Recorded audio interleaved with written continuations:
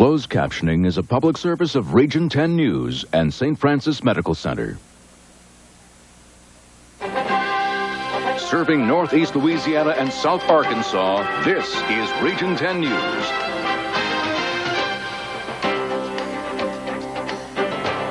Region 10 News, I'm Travers Mackel. Our top story tonight is the Arklamis Fair. If you like spins, dips, drops, and lifts are what you like, then you should have headed out to the Arklamis Fair at the Monroe Civic Center. Even though some new rides have been added to this year's festival, you can still find the good old favorite attractions like the Ferris wheel, petting zoo, and face painting booth. We checked in with some kids and found out what the highlights of their day were. That rug ride where you're on that giant slide, sliding on the rug. I ride the swing. We used to ride on the rides and have fun. The fair will continue throughout this week. Well, the fair wasn't the only thing going on at the Civic Center this afternoon. Our next Miss America may have been selected at today's Miss Louisiana preliminaries. Besides modeling evening wear and showing off their talents, each contestant answered questions about issues facing our society. Miranda, what's the root cause of sexual child abuse? Well, there are many root causes that statistics show, but the main statistic shows that children who are abused are usually in homes with those who have been abused themselves. And if we can start mentoring our teenage students in high school, then I know teenage suicide, drug use, and alcohol abuse will decline. The pharmacy profession is looked upon as one of the most ethical professions. In fact, it's rated as most ethical for the past 10 years. Tara Wiley was the winner of the teen division, and Miranda Lindsay was the winner in the queen division. In June, they will go on to compete in the Miss Louisiana pageant for their respective divisions. If crowned there, their final stop will be the Miss America pageant. And meteorologist Damon Cullen joins us now for our first forecast. That's right. It looks like it wasn't too bad of a day out there, and tomorrow's looking like it's going to be slightly warmer than what we had. But first of all, we got to get through tonight. It looks like mostly clear and warm. Winds will be light and variable, but for the most part out of the east-southeast, and temperatures anywhere from around 62 to 66 this evening. And your forecast for tomorrow, well, we'll start off with lots of sunshine, but partly cloudy skies in the afternoon, and temperatures reaching up towards 90 degrees. I'll have your complete forecast when we come back in a few minutes. Yesterday, the candidates running for Ouachita Parish Sheriff, incumbent Sheriff Chuck Cook, Larry Norris, and Richard Fields squared off in a debate shown here on KTVE. The debate was held at the West Monroe City Council chambers at the City Hall. Some of the main issues that went on were the deterrence of crime and drugs. The debate was an hour long, and panelists from local media outlets asked the questions. The election for Ouachita Parish Sheriff is October 23rd. KTVE will have continuous coverage of the race.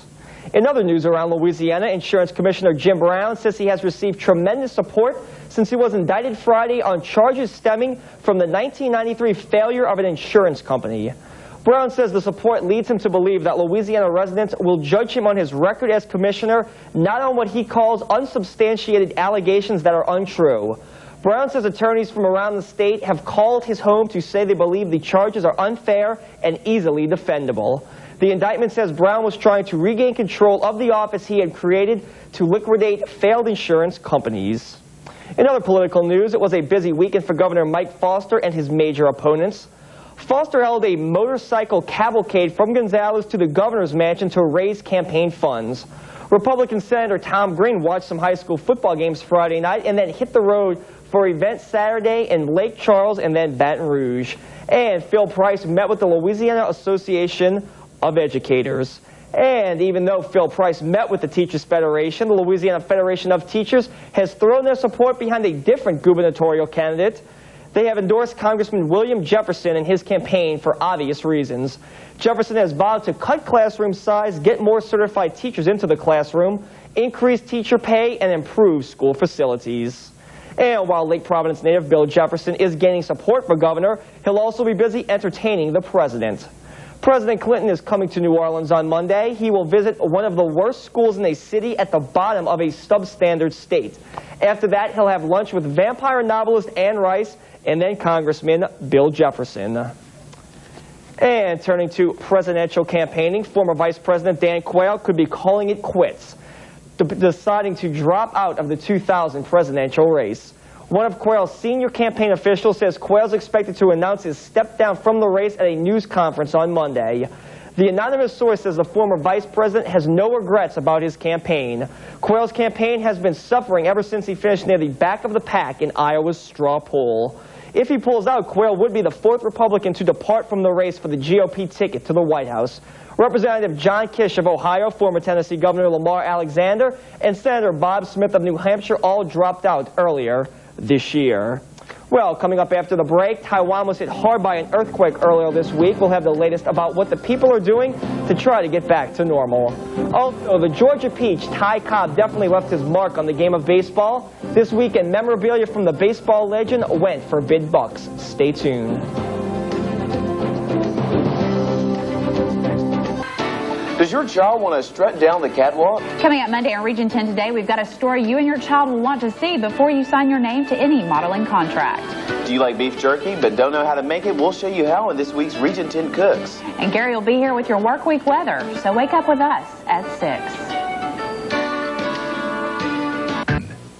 The region's only local Doppler weather radar is now at your fingertips. It's Doppler 10 online at www.region10.com. Brought to you by Bayou Internet.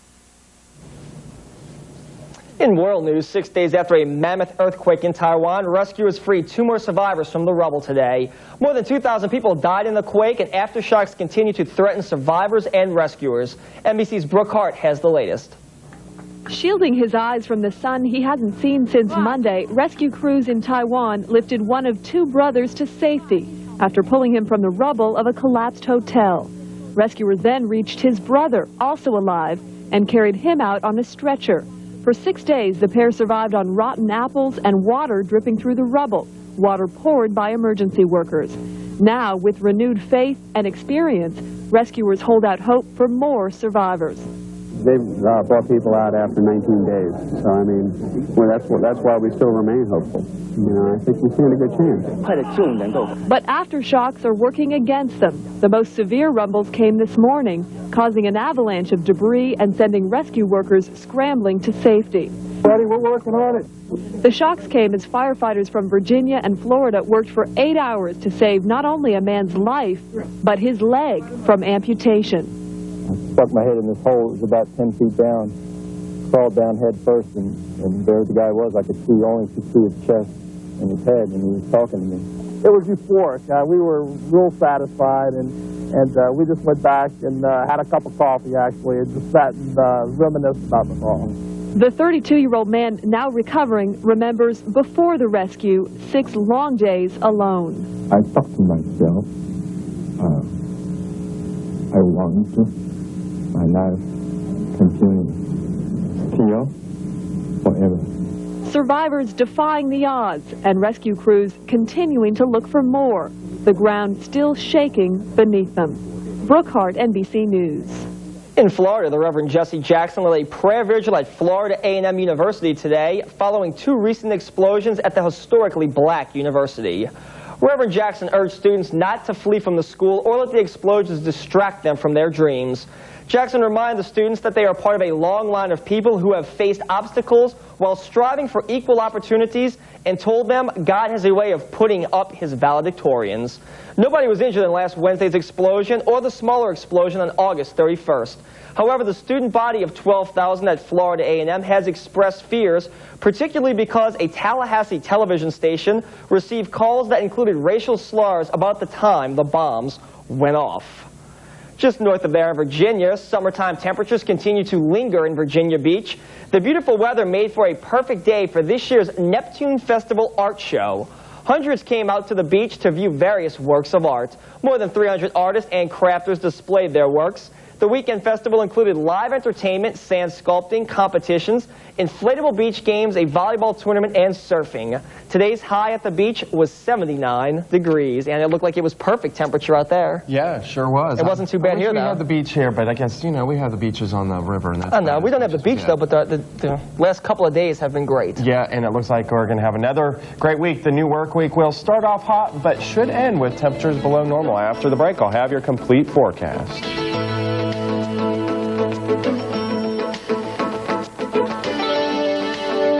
Tonight's Region 10 weather is brought to you by Hopkins Chevrolet. Well, it wasn't too bad out there this afternoon. We saw a mix of sun and clouds throughout the day, and even a couple sprinkles here and there, but for the most part, it was a pretty nice day out there. Got up to 86 degrees, a couple degrees warmer than what we would expect for this time of year, and, well, we started on the warm side. 65 here in Monroe, 69 for the folks in El Dorado, so it was quite warm last night with the cloud cover in place. That kind of kept us a little insulated. 97 and 42 are records for this date. Right now, here at the Channel 10 studios in Monroe, we are looking at a temperature of 77 degrees.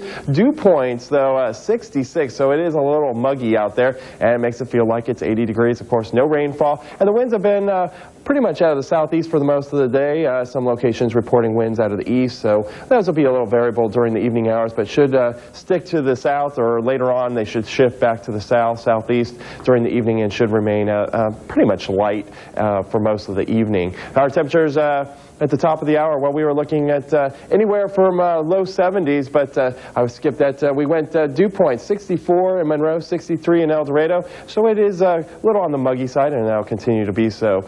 National perspective out there, you can see, well, we do have another cold front heading in our direction, bringing some showers and thunderstorms for the folks in Iowa, back down into Kansas, and of course down here in Region 10, stretching all the way through Texas into the southwest, looking at some fairly nice weather. We had a little upper level disturbance that made its way through our area, and that brought us the cloud cover earlier today, but you can see that's now lifted out of the area, and now we're looking at clear skies. Otherwise, the folks in the southeast, Florida and Georgia, looking at some very heavy rain and some shower activity down there as well. A little closer look as to exactly where that cold front is. It's kind of like where we were looking at last Sunday night with that nice cool dry air heading in our direction. So right now stretching through Iowa, through Kansas, where those showers and thunderstorms are. So some of this nicer, cooler air will be heading in our direction as we go through the next couple of days as that front heads into our direction. A little closer inspection on where some of those showers and thunderstorms were earlier today. Well, it was pretty much on the light side. If we saw any rain at all at any of the locations here at the Channel 10 studios, we didn't see any, and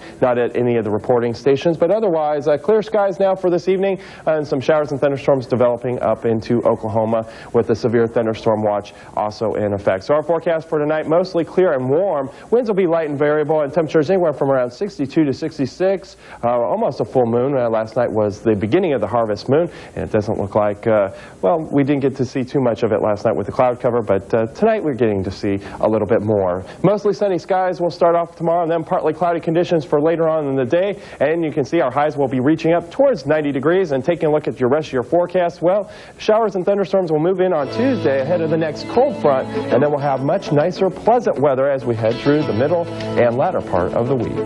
All right, thanks a lot, Damon.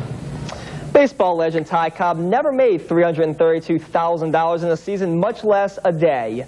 But on Saturday, that's how much an autographed jersey from the baseball great sold for at auction.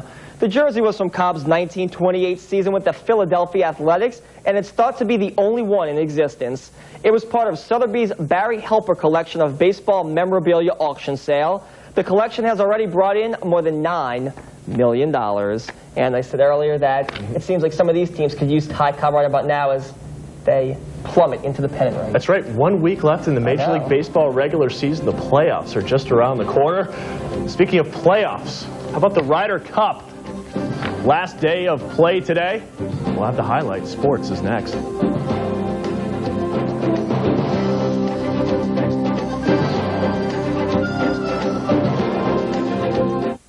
It's a Suburban Silverado celebration at Hopkins Chevrolet.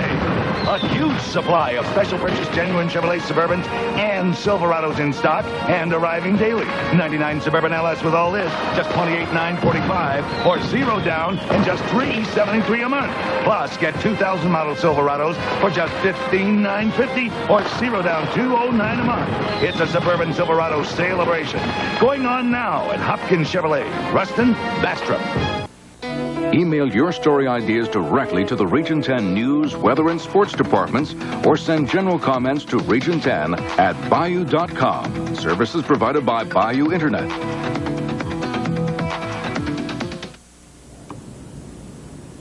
We're not sure if team captain Ben Crenshaw brought up that whole Tea Party thing in Boston to motivate the United States at the Ryder Cup today, but whatever he said pumped some major patriotism into the U.S. team. The Americans, entered the day 4 points behind the Europeans and needed to win 8.5 of 12 possible points to win the elusive Ryder Cup. Justin Leonard, just like the commercial, nerves of titanium, game, set, match. The 50-footer clinches the win, and the U.S. wins the Ryder Cup 14.5 to 13.5. It's the biggest comeback in Ryder Cup history. They believed in themselves. They knew how close these matches were, despite some fantastic play by the Europeans. But today, I swear it's up in the trees. It's fate. With both of last year's Super Bowl teams, a combined 0-6 to start the season, fickle NFL fans are looking for a new bandwagon to hop on. How about the Tennessee Titans attempting to start the year 3-0 today? Tennessee, team formerly known as the Houston Oilers, in not-so-sunny Jacksonville today. Down by 4 with 3.5 minutes to play. Neil O'Donnell lobs one to Michael Roan. Titans take a 3-point lead. A minute left in the game. Mark Brunell throws an interception in the corner of the end zone, and Tennessee holds on to win 20-19. The Titans are 3-0 and lead the AFC Central. A wild finish in the NFC today between the Vikings and the Packers. Green Bay up 3 with 2 minutes left in the game. Randall Cunningham to Randy Moss puts Minnesota up 20-16. 15 seconds left in the game. Brett Favre fakes to the right, wins it to the left. Corey Bradford with the game-winning touchdown. Cheeseheads win 23-20. Take me to the NFL scoreboard, if you will. It's the Bills whitewashing the Eagles 26-0. Panthers over the Bungles 27-3. Other scores today, the Chiefs by 10 over Detroit. Troy Edwards scores the first NFL touchdown of his career, but it's not enough as the Seahawks beat Pittsburgh 29-10. Elsewhere, Falcons get hammered by the Rams 35-7. It's the old Browns over the new Browns 17-10. Elsewhere, Colts over the Chargers, and the Broncos. How about them starting out 0-3 on the year, losing to Tampa Bay today? More scores. It's the Raiders over the Bears. The Jets are 0-3. They lose to the Redskins today 27-20. And also tonight, the Pats beat the Giants 16-14. Last night in college football, Andy Chance and the ULM Indians ran their record to 2-2 with a blowout of Northwestern State 38-7. The redshirt freshman quarterback actually led the team in rushing with 91 yards on 10 carries. ULM travels to play Alabama Birmingham next week. That leads us into week 4 of the Brady Poll. I like the Nittany Lions in the #1 spot still, followed by the Florida Gators. Florida State coming in at 3rd. Michigan holds on to the 4th spot. And Texas A&M with that gnarly defense rounds out the top 5. 1 week ago tonight, the Atlanta Braves led the New York Mets by only 1 game in the NL East. 7 days later, the Braves have gained 6 games on the Mets in the standings with an opportunity to clinch their 8th straight division title tonight. And Americans even big in Canada, taking on the Sacrificial Expos today. Top of the 1st. We're loaded. The bases, that is, for Brian Jordan. Knocks in 2 runs with the single to left. Bravos jump out to a 2-0 lead. Plenty of run support for John Smoltz. Picks up his first win in over a month. Braves win 10-0 and set off another reason for a party foul. The bubbly was flowing everywhere today, including Cincinnati, where the Reds were looking to take the lead in the wild card race. Bottom of the 1st, the home run chase. Mark McGwire hits number 60, tying him with Sammy Sosa as the only 2 players to hit 60 jacks in back-to-back seasons. Bottom 12, Cards up 5-4. 2 on for Pokey Reese. Stomp and grind. The 3-run bomb gives the Reds a 7-5 win and a 1-game lead over the Mets for the wild card. That is because New York, on the scoreboard, loses to the Phillies today, 3-2. Mets 1 game behind the Reds. Also, the Astros lose, meaning the Reds are only a half a game behind Houston for the lead in the Central Division. Other scores today in the American League for the best record in the AL. The Indians win, Yankees lose. That means the Indians hold a half-game lead over the Yankees for home field advantage throughout the playoffs. Also, Rangers in 3rd place in that race beat the A's 10-1. And finally tonight, after driving 400 miles in a circle, Mark Martin wins the MBNA Gold 400 NASCAR race. It's Martin's 3rd straight win in Dover, Delaware. Tony Stewart finishes 2nd, followed by Dale Jarrett in 3rd place. Kind of a slide there for the Mets, huh? I'd say. Yeah. From 1 game behind the Braves to 6 back, they might not even make the playoffs right now. Yeah, doesn't look good for them. Thanks a lot, John. Coming up after the break, meteorologist Damon Cullen will have your 7-day forecast. The KTVE Region 10 Fish and Game Forecast is brought to you by Herring Furniture. Drive a little and save a lot. When you see news happen, call the Region 10 newsroom by dialing *10. The call is free on your CenturyTel phone.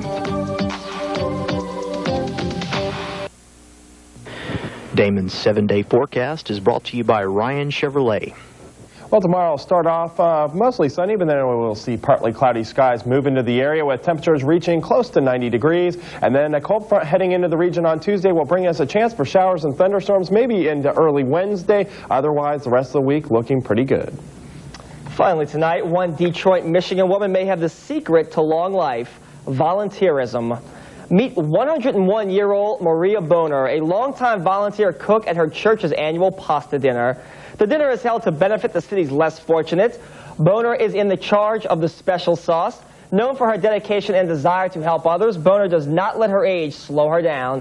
In fact, last year she held a surprise birthday party for her 80-year-old son.